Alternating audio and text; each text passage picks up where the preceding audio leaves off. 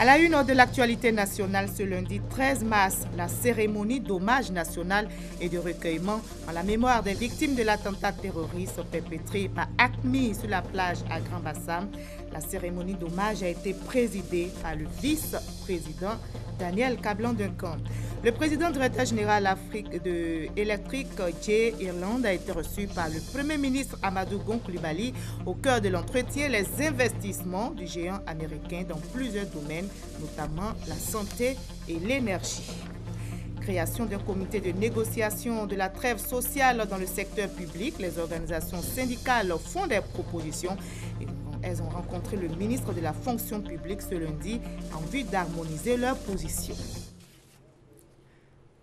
Voilà pour les titres. Merci de regarder le journal de RTI 1. 12h45 ce lundi 13 mars, les populations ivoiriennes se sont arrêtées pour observer une minute de silence en la mémoire des victimes de l'attentat de Grand-Bassam. C'est un jour de recueillement sur l'ensemble du territoire. Le pays se souvient de ce dimanche noir où plus d'une dizaine de personnes sont tombées à la plage à Grand-Bassam. La cérémonie d'hommage national en la mémoire des victimes a été organisée dans la ville historique. C'était en présence du vice-président et de plusieurs personnalités. On fait le point avec Viviane Aimé. Affluence de blancs vêtus ce lundi 13 mars 2017 sur le site de l'Étoile du Sud en hommage aux victimes de l'attaque terroriste survenue un an plus tôt, le dimanche 13 mars 2016 à Grand-Bassam. L'onde de choc provoquée par la lâche tuerie qui a fauché 19 personnes venues se détendre au bord de la mer ne s'est pas encore dissipée. En témoigne la mobilisation suscitée par la cérémonie commémorative organisée ce 13 mars 2017 sur la plage de Grand-Bassam par le gouvernement. Parents des victimes et aussi une foule d'hommes, de femmes et surtout de jeunes venus tous commémorer ce douloureux souvenir et signifier par leur présence leur rejet du terrorisme. Mobilisation également des autorités politiques solidaires face à l'ennemi commun qu'est le terrorisme. Depuis le 13 mars 2016, soutient le ministre de l'Intérieur et de la Sécurité, plusieurs arrestations sont intervenues et les enquêtes se poursuivent. Aujourd'hui, grâce aux éléments d'enquête précis de l'attentat de Bassam, nous sommes arrivés à mettre des noms sur la chaîne de commandement qui a conçu et opéré à Bassam. Et de cette chaîne-là, et de la cellule dormante qui la supportait, il y a 38 personnes qui ont été arrêtées. Et je pense que ce que là vient le fait que nous avons réussi à nous prémunir de notre attentat en un an. Parce que quand la cellule dormante n'est pas identifiée, elle est capable de frapper à tout moment. Et nous continuons à approfondir nos enquêtes pour élargir cette toile. Ces enquêtes ont permis des arrestations au Sénégal, au Mali et au Burkina. Ce que je peux également dire, c'est qu'aujourd'hui, nous avons arrêté le patron de Kounda Gala, celui qui l'a mis en mission. Donc par rapport à cela, les autorités maliennes sont en train de faire des investigations et cela nous permettra d'aller encore plus loin et de réduire leur capacité de nuisance. La cérémonie était conduite par le vice-président de la République, Daniel Kablan-Duncan, entouré du Premier ministre Amadou Gon Coulibaly, du président de l'Assemblée nationale Soroki Bafori Guillaume, des ministres du gouvernement, des autorités préfectorales, des élus, des autorités coutumières, des autorités religieuses. Ultime moment de cette commémoration, le dépôt de gerbes de fleurs en la mémoire des victimes par le vice-président, suivi par la sonnerie aux morts exécutée par les clairons de la garde républicaine.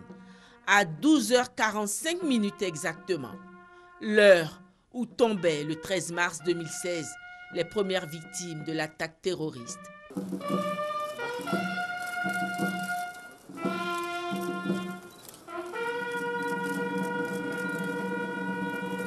Minute de silence et de recueillement, décidée par le gouvernement sur l'étendue du territoire national et dans les représentations diplomatiques de la Côte d'Ivoire à l'étranger.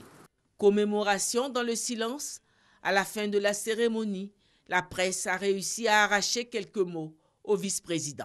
Vous savez que quand cette attaque a eu lieu, le président de la République est venu très rapidement sur les lieux pour reconforter donc sa population et passer des messages de condoléances et de prompt rétablissement, notamment en ce qui concerne les blessés.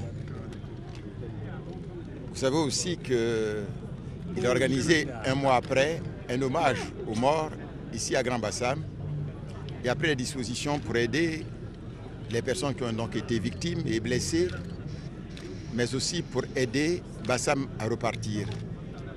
Je suis heureux de constater que un an après, Bassam est debout, que les gens ne se sont pas laissés abattre par cette attaque terroriste lâche, mais que la vie revient. Donc ce que je peux dire, c'est d'abord des remerciements au président de la République qui a décidé ces commémorations, comme je le disais donc le 8 mars dernier, mais aussi donc de l'appui qu'il a bien voulu apporter pour que les choses se passent dans de bonnes conditions. Je pense que c'est un exemple pour toute la Côte d'Ivoire, que quelle que soit la situation difficile dans laquelle on peut se trouver, il faut apprendre à rester debout, à se battre et faire en sorte que l'espoir et la vie dominent.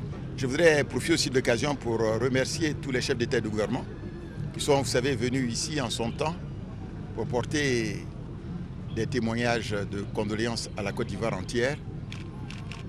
Il y a aussi donc des délégations qui sont venues porter leurs témoignages. Et je crois que c'est une solidarité qui a été particulièrement forte et que les Ivoiriens ont fortement appréciée. Un an après, le 13 mars 2016, si les populations ivoiriennes ont réappris à vivre sans peur, elles restent à jamais marquées par cette tuerie injustifiée à leurs yeux. Et un an après ce fait tragique, les Ivoiriens se souviennent. Ils étaient nombreux ce matin donc à Grand Bassam pour cet hommage aux victimes. Écoutons leur réaction au micro de nos reporters sur place. Lors de l'attentat, ils ont tué mon fils. Mais lui, il a été retrouvé après, puisque la mer l'a emporté. Donc c'est après qu'ils l'ont retrouvé et ils l'ont amené à Ivosep. C'est à Ivosep qu'on allait retrouver le corps. Je voudrais m'incliner devant la mémoire des victimes. Je voudrais dire que l'humanité n'a pas besoin de cela. Et que la seule chose que nous devons faire, c'est de nous aimer les uns les autres. Parce que aimer, c'est gravir une montagne qui n'est pas accessible à tout le monde. Et c'est ça qui est le plus difficile. Nous avons tout là, même le corps diplomatique, pour renouveler notre compassion et notre soutien au peuple, au gouvernement, aux autorités et tous les citoyens de la Côte d'Ivoire. Le Mali est un pays frère de la Côte d'Ivoire. Tout ce qui touche à la Côte d'Ivoire touche au Mali et vice-versa. L'attaque de Bassam du 13 mars nous a frappés tous. La collaboration entre les deux pays continue, dans le domaine de la sécurité, dans le domaine du renseignement. Tout d'abord, j'aimerais présenter encore une fois toutes mes condoléances aux familles des victimes et présenter encore une fois la solidarité du Maroc à l'égard de la Côte d'Ivoire, un pays frère qui a toujours été à nos côtés et nous aux côtés de la Côte d'Ivoire. L'émotion passée, on s'en remet à sa volonté. On prie pour le repos de l'âme des victimes. Et puis, un an après, on se dit, on a chaud au cœur que toute la nation, que tout le pays vienne se rappeler, vienne se souvenir et vienne nous essuyer les larmes. J'en appelle à la volonté de Dieu pour que ce genre de choses ne se répètent plus. Et le Burkina Faso est solidaire de la Côte d'Ivoire. Le gouvernement burkinabé s'est joint ce lundi aux Ivoiriens vivant au Burkina Faso pour rendre hommage aux victimes de l'attentat de Grand Bassam. Ensemble, ils ont observé 1 minute de silence en la mémoire des morts de Grand Bassam. La cérémonie a eu lieu dans les locaux de l'ambassade de la Côte d'Ivoire au Burkina Faso. Le témoignage de Mamadou Kwasi. Je vais vous inviter à vous associer à toute la nation ivoirienne, donc maintenant qu'il est 12h45 pour marquer cette minute de silence. C'est par ces propos de l'ambassadeur de la Côte d'Ivoire au Burkina Faso que le personnel de l'ambassade et d'autres Ivoiriens de différents secteurs d'activité ont observé la minute de silence. Un moment de recueillement en la mémoire des victimes de l'attentat de la ville de Grand Bassam. Dans cette initiative, les Ivoiriens bénéficient du soutien du gouvernement du Faso. Le ministre des Transports et la Mobilité urbaine est venu traduire la compassion de son pays au peuple ivoirien. Un acte salué par Amadou Kone, ministre ivoirien des Transports, présent également à Ouagadougou. Nous donner donc à tous donc de l'énergie, de la vigueur pour supporter cela, mais également nous dire qu'il faut que nous restions donc vigilants. Vigilants pour donc protéger nos concitoyens, protéger les amis de la Côte d'Ivoire qui aiment la Côte d'Ivoire et qui fréquentent donc la Côte d'Ivoire, dire à nos frères burkinabés donc merci pour tout le soutien qu'ils nous ont apporté et merci donc à toute la sous-région donc qui continue de traquer ceux qui ont de façon lâche donc attaqué des humains donc à Grand Bassam. L'attentat de la ville de Grand Bassam est survenu pratiquement 2 mois après celui de Ouagadougou et le Burkina Faso est toujours sous la menace terroriste. Cela se traduit par les récentes attaques survenues dans des localités situées au nord du Faso. Et comment oublier cette tragédie du 13 mars qui a endeuillé la Côte d'Ivoire? Pas facile en tout cas pour les familles des victimes. Vous vous souvenez certainement, son histoire a suscité de vives émotions dans le pays et au-delà de nos frontières. Céline, c'est d'elle qu'il s'agit, c'est l'épouse de cet homme battu froidement au bar de l'Étoile du Sud ce lundi 13 mars 2017. Un an jour pour jour après l'attentat, elle est revenue sur les lieux du drame. Alexis Ouedraogo l'a rencontrée pour vous. Nous avons retrouvé Céline, attablée au bar de l'Étoile du Sud. Derrière ses verres épais, Céline fixe la place où le corps sans vie de son mari était étendu ce 13 mars 2016. Un an après, elle est revenue pour cette cérémonie hommage. Une année difficile de douleur, à lutter contre la dépression, la folie. Je suis beaucoup restée chez moi à la maison, enfermée, tout le temps en train de pleurer, ne pas voir quelqu'un, en train de prendre mes médicaments. Parce que je déprimais, je délirais pour ne pas que je me suicide. Moi, j'ai mis des calmants que je prenais, et puis après je dis non, stop, c'est bon. J'essaie de prier. Contenant avec peine son émotion, la jeune dame espère sécher un jour ses larmes et tourner la page. Ça fait 1 an, je prends comme mes pieds. Au-dessus, je mets mes pieds pour dire que je viens laisser tout derrière moi. C'est fait, c'est fait. C'est Dieu qui va me fortifier. Monsieur et Madame Toufik auraient célébré aujourd'hui 10 années de vie de couple. Comme on le voit, en plus des morts et des blessés, l'attentat de Grand Bassam a laissé des séquelles psychologiques à de nombreuses victimes. Traumatisées par l'horreur, ces victimes tentent de remonter la pente, de reprendre goût à la vie. Sanata est une autre victime de cette barbarie. Dans ce reportage que vous allez voir maintenant, elle nous explique comment elle a vaincu son traumatisme. Masokone, Alexis Ouedraogo.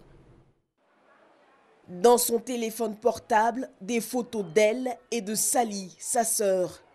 Inséparables, toujours à veiller l'une sur l'autre, les 2 sœurs ont été brutalement séparées lors de l'attentat de Bassam.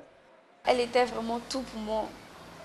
Souvent, quand j'avais mal, que j'avais des problèmes et que je lui expliquais mes problèmes, c'est elle qui se mettait à pleurer à ma place.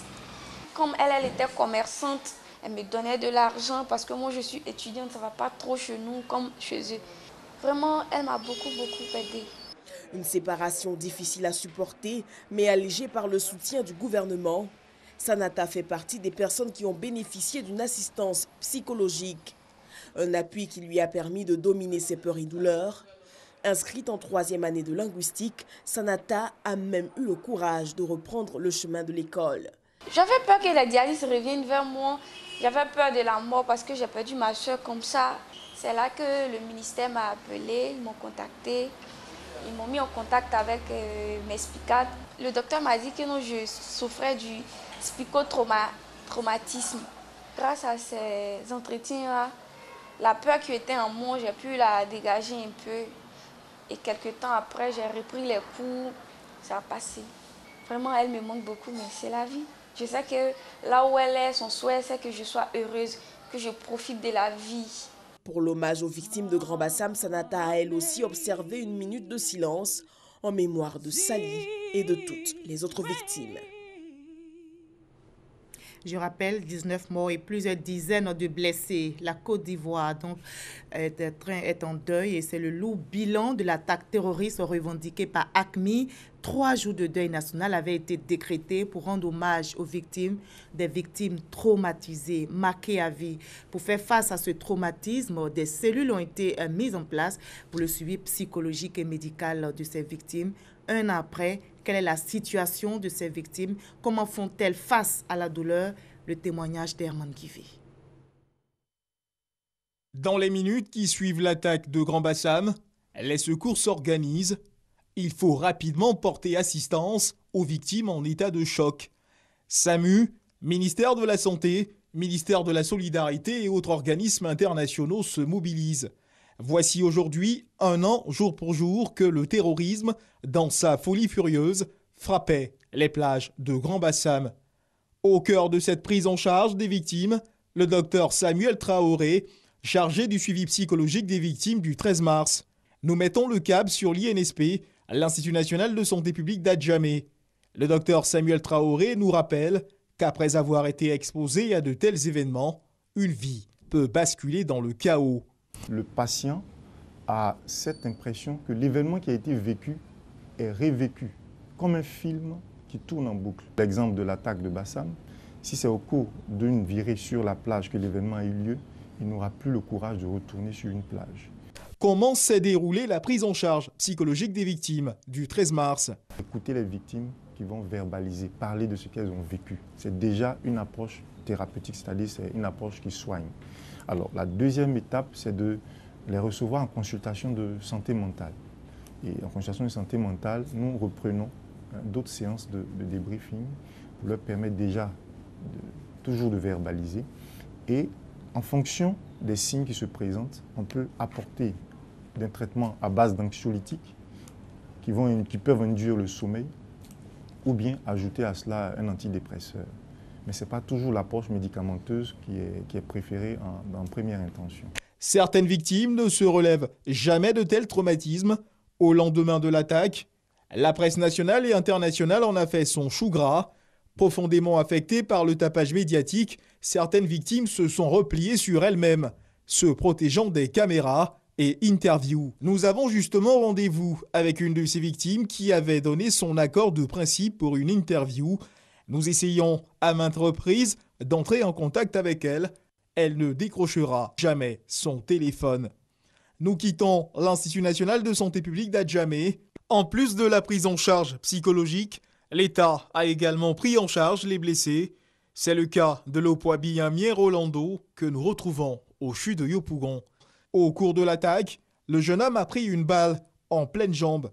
Pour lui sauver la vie, il n'y avait d'autre solution que l'amputation. Puisque j'avais perdu connaissance, je me suis retrouvé, si je crois bien, à l'hôpital de Port-Boué. Et après, je me suis retrouvé au CHU de Trècheville.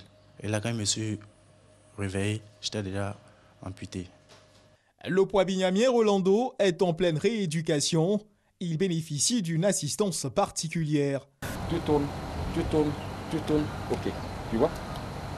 Pas facile de se réadapter. Mets-le derrière, voilà. Ok, comme ça. Des obstacles à surmonter. Et puis, allez, on passe, ok. Lopoabi Rolando ne veut rien lâcher. Ça va le quoi? Oui, ça va. Ok, comment ça va? Tu vas bien? D'accord. Ok. Ça va? Tu sais comment on verrouille et déverrouiller? D'accord. Le patient le poids, ça va. Les choses évoluent très bien. Il a été reçu depuis novembre, ici, après la cicatrisation de son amputation. Il est actuellement à l'avant-dernière phase de la livraison de sa prothèse, c'est-à-dire en phase d'essayage d'utilisation, où avec le kinésithérapeute, on lui montre un peu quelles sont les performances qu'il peut faire avec sa prothèse et les difficultés qu'il peut rencontrer et comment pouvoir les surmonter. Après, ça sera la finition de la prothèse et qu'on va lui livrer maintenant. Donc, nous sommes pratiquement à l'avant-dernière phase, avant la livraison totale de la prothèse. Et tout se passe bien, le patient est les choses vont très vite, vous avez vu tout à l'heure, il maîtrise quand même l'utilisation de la prothèse. Sa prothèse a été fabriquée sur place dans les ateliers du centre de réadaptation physique du CHU de Yopougon. L'attaque terroriste survenue sur les plages de Grand Bassam a fait 19 morts et plusieurs dizaines de blessés. Touché directement par la tragédie du 13 mars 2016, l'Opwabi Nyamie Rolando n'a certes plus sa jambe. Il garde malgré tout le sourire. Il a pour lui l'espoir et comme une victoire sur cette tragédie, il s'est fait la promesse d'affronter avec détermination chaque épreuve à venir, comme les marches d'un escalier que l'on gravit au prix de 1000 efforts. Et toujours le sourire aux lèvres, ces victimes, comme tous les Ivoiriens, attendent la suite des enquêtes. Elles progressent bien selon les autorités judiciaires. Il y a eu des arrestations. Plus d'une trentaine de personnes ont été arrêtées en Côte d'Ivoire et dans 3 pays de la sous-région, le Burkina Faso, le Mali et le Sénégal. On fait le point avec Sidonie Davila. Le dernier coup de filet dans le cadre de l'enquête sur l'attaque de Grand Bassam a été réalisé au Sénégal. Il s'agit de 2 djihadistes maliens, Ould Sidi Mohamed Sina et Ould Am Sidalamine. Ces 2 suspects ont été arrêtés le jeudi 23 février 2017 à Dakar.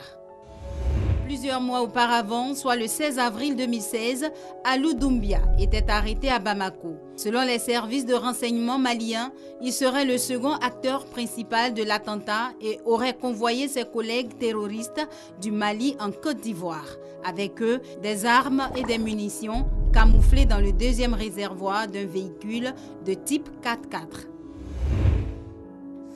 Le 27 mars 2016, Ibrahim Ould Mohamed, le bras droit du cerveau présumé, est appréhendé dans la nuit près de Tombouctou.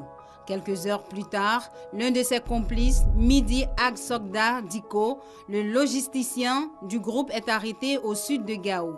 Ce dernier aurait hébergé le commando à Abidjan.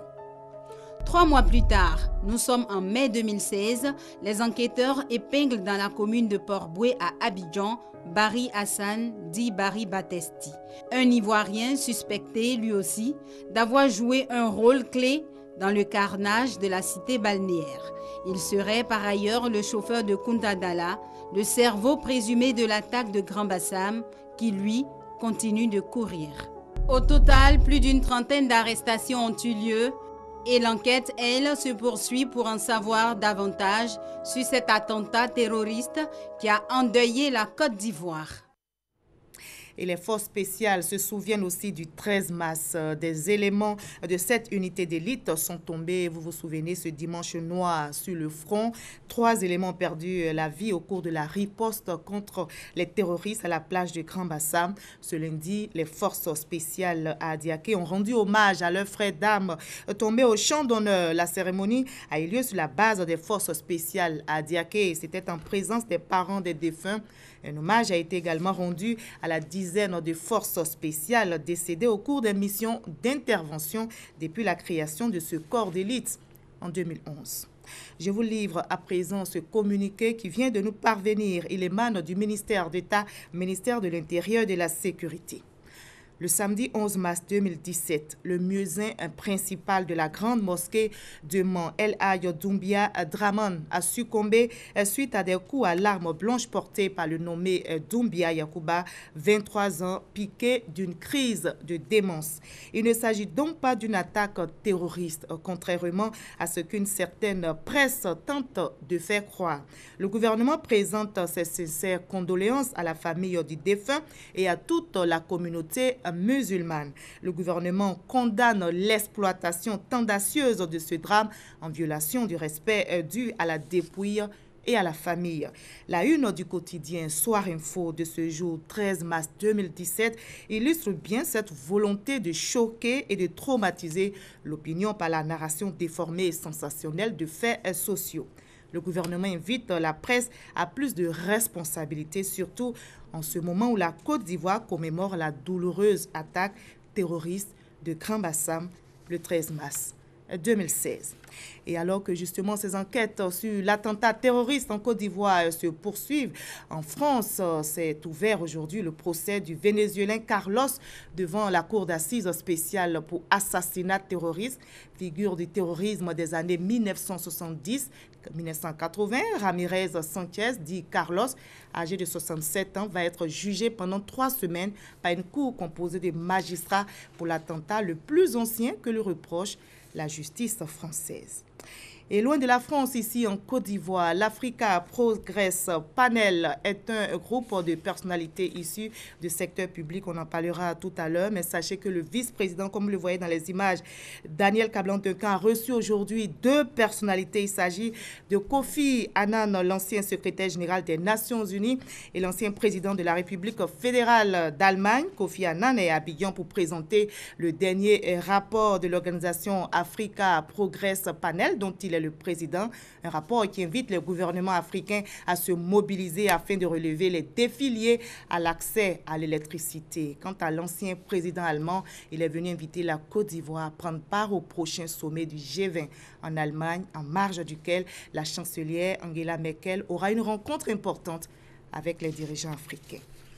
On en arrive maintenant à cette rencontre de l'Africa Progress Panel. Je rappelle qu'il est un groupe de personnalités issues des secteurs publics et privés qui œuvrent en faveur du développement de l'Afrique. Ce groupe, présidé par l'ancien secrétaire général des Nations Unies, Kofi Annan, a adressé aujourd'hui même au siège de la Banque ouest-africaine, la Banque africaine de développement, la BAD, donc, son rapport de 2016 qui fait la part belle aux questions énergétiques. On en sait plus avec l'enseigne Bakayoko. Selon le rapport présenté par l'ancien secrétaire général des Nations Unies, Kofi Annan, près des 2/3 de la population africaine, soit 620 millions de personnes, n'ont toujours pas accès aux services d'électricité fiables, durables et moins chers. Ce déficit nous empêche de nous développer économiquement, de créer des emplois, d'avoir un développement agricole, de nous industrialiser et d'améliorer d'autres secteurs. Nous plaidons en faveur des options alternatives pour que personne ne soit laissé pour compte. Chaque besoin doit décider des technologies les plus efficientes. Mais les combustibles fossiles ayant montré leurs limites, le rapport préconise des investissements massifs dans les énergies renouvelables telles le solaire, l'éolienne et l'hydraulique.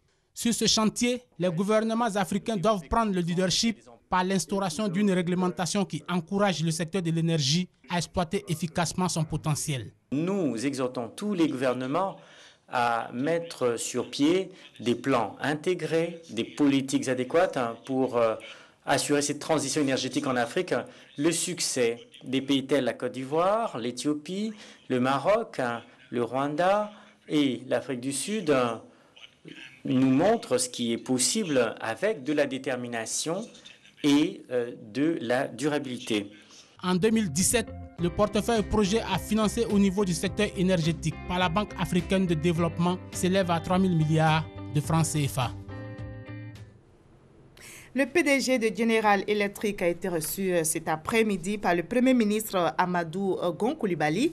Au cœur de l'entretien, les investissements du géant américain dans plusieurs domaines, notamment la santé et l'énergie. On passe maintenant à cet autre titre de cette édition. Je parlais de création d'un comité de négociation de la trêve sociale dans le secteur public. Les organisations syndicales font des propositions. Elles ont rencontré le ministre de la fonction publique aujourd'hui en vue d'harmoniser leurs positions. On en sait plus avec Sylvie Touré. À l'ordre du jour de cette rencontre ministère de la fonction publique syndicat, le projet d'arrêté visant la création du comité de négociation de la trêve sociale. Après analyse du document soumis aux responsables syndicaux, les 2 parties ont procédé ce lundi à la validation du projet d'arrêté. On nous a proposé un projet d'arrêté qui devait donc créer, définir l'attribution, indiquer la composition et le fonctionnement du comité. Nous avons fait nos amendements depuis le mercredi dernier. Ce matin, nous nous sommes retrouvés pour justement adopter et valider donc, le projet d'arrêté. Ce qui a été fait. Un premier pas de franchi qui rassure le ministre Pascal Abina Kouakou. Nous sommes tombés d'accord sur la mouture définitive du projet d'arrêté que nous allons soumettre à la signature de Monsieur le Premier ministre. À l'issue de cette signature, les syndicats vont nous désigner leurs membres qui vont faire partie de ce comité. Et à partir de ce moment-là, un chronogramme de travail va être élaboré, porté à la connaissance de tous, et le travail commence. Une fois mis sur pied, le comité de négociation de la trêve sociale, comme son nom l'indique, aura pour principale mission d'élaborer les conditions de cette trêve. Objectif, pacifier le secteur public, secoué ces derniers mois par des remous. Voilà, et c'est tout pour ce 20h. Mais avant de nous séparer, vous allez le voir